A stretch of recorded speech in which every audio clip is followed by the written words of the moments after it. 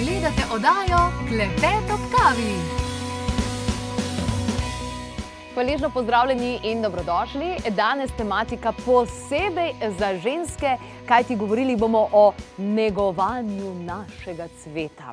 Govorili bomo o vseh tistih pravilih intimne nege pri SOS težavah, torej pri vseh tistih zelo pomembnih vsakdanjih opravilih, pa seveda tudi kako odreagirati takrat, ko pride do težav, ko pride do problemov tam spodaj. Ali je to pekoče lulanje, ali je to mogoče kakšno vnetje, ki se kaže tudi s cetkom, s slabim vonjem, kakorkoli pač že. No, vse skupaj se začne pri zdravju in vsakdanjih navadah. Zato dajmo pogledati, kaj bomo predstavili, o čem bomo govorili in katera so tista pravila, 6 jih je, za vsakdanjo negovanje oziroma kako uporabljati vse to. Torej, umivanje govorili bomo o umivanju, govorili bomo o brisači, govorili bomo o prhi in bideju in kopeljih, potem tudi kar se tiče same notranjosti nožnice in pa kar se tiče vseh izdelkov, ki jih je ničkoliko na trgu, in pa seveda tudi o ustreznem perilu. Torej, 6 pravil intimne nege se dejansko začne s tem, da razumemo, kaj se tukaj dogaja. Kajti vagina kot takšna ima svoj pH, torej neko svoje ravnovesje in svoje bakterije tudi, ki so zelo drugačne od tistih, ki se nahajajo v danki in okrog danke. Ravno zaradi tega je pomembno, tako kot se mamice to učimo, ko negujemo svoje otročičke, dojenčke in menjujemo plenice, da je treba umivati v pravilni smeri. Tako je pravzaprav tudi, ko smo odrasli. Torej, zmeraj od vagine proti danki tudi brišemo in urejamo vse to, zaradi tega, da bakterije, da vsaka ostane na svojem mestu, tako rekoč. In to je vsekakor vredno upoštevati. Potem pa, če gremo na naslednjo točko, na naslednje pravilo, pa le to govori o tem, da je vaša brisača samo vaša. Vsekakor se velikokrat zgodi, da imate doma eno veliko brisačo, ki jo potem uporabljata oba, in ni to najboljša odločitev. Najbolj optimalna bi bila, da ima vsak svojo barvo, recimo, in potem se ve, njena je torej roza in to je to. Torej, da se ne zamenjujejo te brisače, ampak da je vaša resnično vaša in tista, s katero se torej brišete po teh intimnih predelih. Kajti, to ne govorimo zdaj o sterilnosti. To zdaj govorimo o tem, da ohranjamo te mikroorganizme, ki so tukaj, takšne, kakršni so, da ne pride do težav, kar se tiče vnetij, kar se tiče okužb, kar se tiče izcetkov in tako naprej. Kajti to je izjemno pomembno področje, ne samo zaradi reproduktivnih organov kot takšnih, ampak za celo telo, in o tem veliko govori Mantak Chia, kako je to povezano z zdravjem, celo dejansko možganov, kajti tukaj so tudi določene poti, ki so zelo pomembne. Tretje pravilo je prha. Torej, včasih so bili bideji bolj prisotni in bideji so bili vsekakor super, veliko boljše kot kopeli, predvsem pa zaradi tega, ker mnogokrat dajemo tudi neustrezne stvari. Zdaj, če že govorimo o sami kopeli, potem je vredno omeniti vaginalno parno kopel.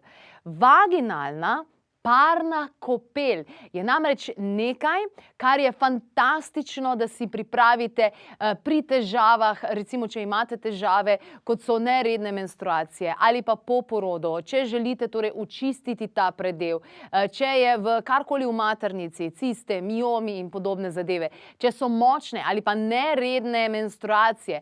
Skratka, vaginalna parna kopel se pripravi z določenimi zelišči in se ne sme izvajati v WC školjki, kajti v WC školjki imamo spet polno nekih drugih mikroorganizmov, ampak je fino, da si pripravite torej posodo, ki jo date med dvema stoloma, na katerega se usedete. Imate pa tudi možnost, da uporabite stol. En tak stol obstaja za izvajanje vaginalnih parnih kopeli, to temu rečejo stol boginje. In mi si bomo tale trenutek pogledali nekaj najbolj pomembnih dejstev in stvari, ki so jih v oddaji že zaupale Blinkita in tudi naša krasna kolegica Andreja, ki te stole tudi izdeluje. Pa lahko več o tem si potem kasneje pogledate na spletni strani. Ampak dajmo se spomniti, kaj sta torej povedali o vaginalni parni kopeli. Jaz, ko sem prvič to naredila, sem ravno tako s kastrolo hodila po stanovanju in iskala primeren prostor. In potem sem sicer dala tako med dva kavča in Ni bil to prav feeling, ne? Mislim, bilo je sicer čisto udobno, pa vse mokro pa tako, ampak zanimivo je bilo naslednji dan, ker jaz sem predtem imela eno pač hudo vnetje in naslednji dan, ko sem se zbudila, ga ni bilo več, in sem bila popolnoma šokirana, Tako se mi je zdelo neverjetno, kako to deluje, in sem zaslišala glas, tvoja maternica ti je hvaležna. In mi je bilo tako samo, wow, a to se res da doživeti? Da ni samo beseda, dejansko. Komu bi še posebej priporočala, da si začne doma delati vaginalne parne kopeli? Ženske, ki imajo težave s plodnostjo. 80% žensk ima danes težave s plodnostjo. Wow. Vaginalna kopel, ricinusovo hladno stiskano olje, ne vem, kam sem dala stekleničko, sem ga tudi prinesla. Tudi recimo bi bilo super, če si delamo, preden si naredimo to kopel, da si še z ricinusom namažemo trebuščka, damo in se potem zavijemo, damo brisačko, da nismo vsi pocest in potem naredimo to vaginalno kopel. In ricinus gre globoko v notranjost in tudi segreva, sprošča razne zadeve. Skratka, ženske, ki imajo težave z menopavzo, menstrualni krči, policistični jajčniki, endometrioza, skratka vse, kar ne štima v zvezi z rodili, je vaginalna parna kopel zelo priporočljiva.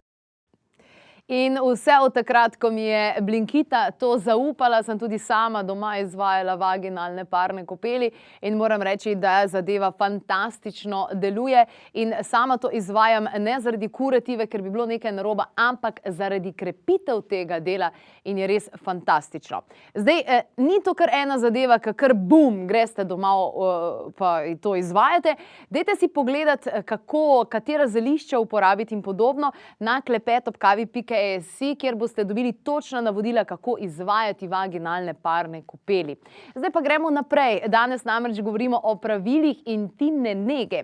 In sicer naslednje pravilo je izjemnega pomena. In sicer, da pustimo notranjost vagine. Torej, da je ne izpiramo in ne posegamo dejansko tja, ampak pustimo, da bo ta pH samega sebe uravnaval, kajti če bomo to delali vsak dan, mogoče celo dvakrat na dan, bomo dejansko izpirali vse te bakterije in lahko hitreje pride do težav, kot so suhošnožnice, neustrezen pH, različna vnetja, različni izcedki in tako naprej. Moramo biti kar fajn, kar se vseh teh stvari tiče. In naslednje pravilo je pa tisto, ki ima največ moči.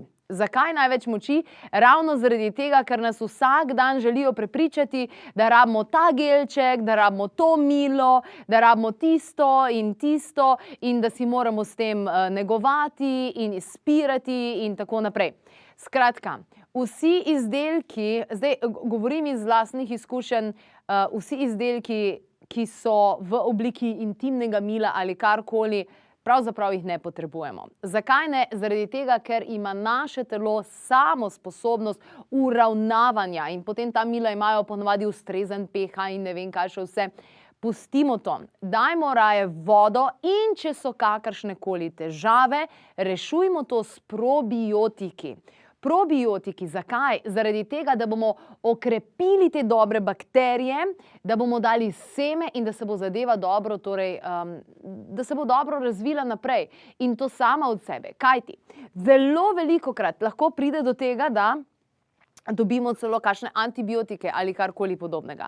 Medtem, ko bi nam lahko nadvse pomagala že ena sama kapsula probiotikov, ki ima seveda ta prave seme. In zdaj, kako si jo pripraviti, na kakšen način, kaj narediti dejansko, o tem pa bo več zaupala Jelena Dimitrijevič, ki je sicer certificirana nutricionistka. Kar nekaj let je že od tega, ampak tale kapsula je meni že velikokrat rešila en fajn dopust, da nisem imela težave s takimi in drugačnimi stvarmi tam spodaj. Ja, vsekakor, kot pri vsakih težavah, tako pri tem vnetju gre za bolj celosten pogled. Je treba ugotoviti vzrok, zakaj se to dogaja, mogoče spremeniti tudi način prehranjevanja, ampak absolutno pomaga, da si tudi damo probiotike, ampak na tak način, da stresemo kapsulo, zmešamo skupaj recimo s kakšnim osnovnim oljem, recimo kokosovo hladno stiskano, in potem si to implementiramo v nožnico. To lahko počnemo nekaj dni, če je tako akutno stanje, ali pa dlje časa, recimo, če imamo kakšno kronično vnetje. Vsekakor pa tudi uživamo probiotike, da bi lažje rešili to težavo. Torej, probiotična hrana, ki je bogata z vsemi temi zadevami, to govorimo o fermentirani hrani tudi. Mogoče v Sloveniji poznamo repo, pa poznamo kislo zelje, pa takšne stvari, ampak obstaja še marsikaj drugega. Recimo, Japonci redno uživajo kimči. Skratka, veliko fermentirane hrane, take in drugačne, sicer pa sezonsko, ekološko in lokalno bi bilo idealno. Veliko namreč za zdravje tam spodaj lahko naredimo ravno z ustrezno prehrano.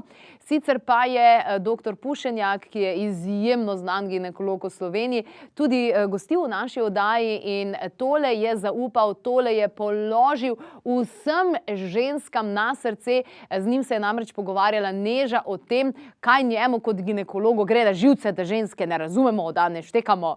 In tole nam je zaupal. Kaj pa kakšni te prebiotiki pa probiotiki, ki se zdaj blazno govorijo o tem, da je fajn, da poskrbimo, vpliva tudi kaj v bistvu na to, da dejansko zmanjšamo mogoče možnost vnetij spodaj? Absolutno. Mislim, zdaj sem prej, ko smo govorili o dlakah pa o tej genitalni flori in tako naprej, je ta zgodba se skozi ponavlja na raznih nivojih. Tudi tukaj.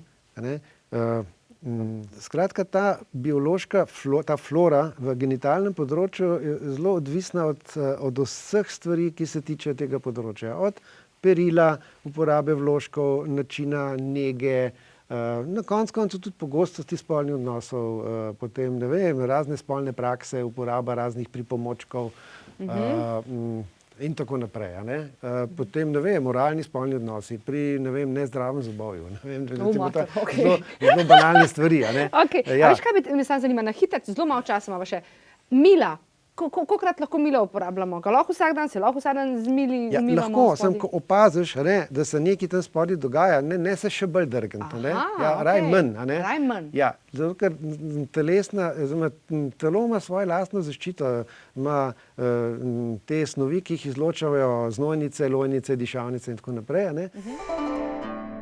Vse to je torej nadvse pomembno. In če še enkrat pogledamo 6 pravil in še 6. pravilo za torej negovanje vagine, za tisto ta pravo nego, ki nas bo spodbudila. Torej, umivamo se v smeri od vagine proti danki, tako kot pri otročku dejansko, ko skrbimo zanj. Vaša brisača je samo vaša, zato si izberite mogoče brisačo, ki je, kaj pa vem, roza barve, vijolične barve, kakorkoli. Naj bo to brisača, ki je samo vaša, zaradi tega, da imate tam vse tako, kot mora biti. Torej, prha in umivanje v bideju je veliko boljše od kopeli. Danes sicer ni več toliko bidejev, a vendarle vaginalna parna kopel bi bila tukaj optimalna. Tudi dejali smo, da na strani si lahko pogledate, kako to poteka. Notranjost nožnice torej ne izpiramo, vsaj ne na dnevni ravni, in izdelkom, ki vsebujejo dišave in alkohole, vse to damo dejansko stran, raje uporabimo kaj drugega in pa nad vse pomembno je tudi perilo. Torej, ustrezno perilo, ki ni A sintetično, ki ni B zelo, zelo oprijeto, kajti to onesposoblja to možnost dihanja, to možnost cirkulacije in ni tako dobro. Zdaj, kakšno pa bi bilo optimalno perilo? Vsekakor iz naravnih materialov. Ali je to ekološki bombaž? Govorimo o ekološkem bombažu, kajti klasičen bombaž je zelo toksičen. Torej, morda ekološki bombaž, svila je krasna, potem mogoče tudi kakšna kombinacija volne in svile, predvsem pa tudi lan, bambus, vse to so torej tiste tkanine, ki so naravne. In te tangice, to se je včasih precej nosilo, manj primerno, ravno zaradi tega, ker je zelo, zelo tesno. Raje bi potem takem izbrale navadne spodnjice oziroma kakšne brazilke ali karkoli podobnega. Kar pa ne pomeni, da za kako naj rečem temu, za tiste lepe intimne trenutke, ki jih preživite s kom, da si takrat ne nadanete kaj lepega čipkastega. Seveda si lahko nadanete, ampak nimate toliko časa gor. Take spodnjice pa vsekakor dlje časa. Obstaja pa še ena druga finta.